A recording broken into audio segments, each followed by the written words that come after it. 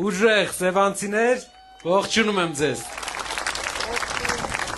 Մեր հայրենիքի ջրային պաշարներով կենտրոնը, մեր հայրենիքի Կապուտաչյա Սևանի կողքը բնակվելով մարդիկ իրավունք չունեն աղքատ ապրել այստեղ։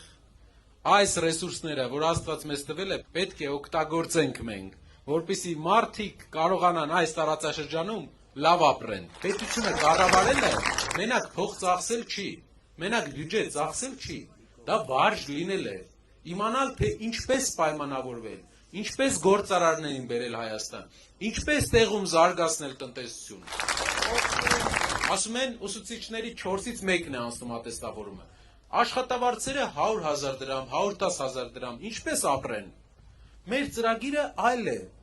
Բոլոր ուսուցիչներին առաջին իսկ տարվանից ամեն տարի 25% աշխատավարձը պետք է աճի այնքան, մինչև 2.5 անգամ ավել դառնա ու կկանգնի, չեմ ասում ավել։ 2.5 անգամ 5 տարում աշխատավարձը ուսուցիչների կաճի եւ բժշկական աշխատողների։ Այս միջոցները մեր բյուջեն ունի։ Այս միջոցները ուղղվում են պարգևավճարների։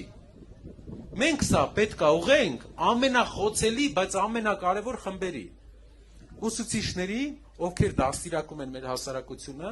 եւ բժշկական աշխատողներին, ովքեր պահպանում են մեր առողջությունը։ Ընտրենք առաջնորդ, մեկից կարա 100 սարքի, 100-ից 1000։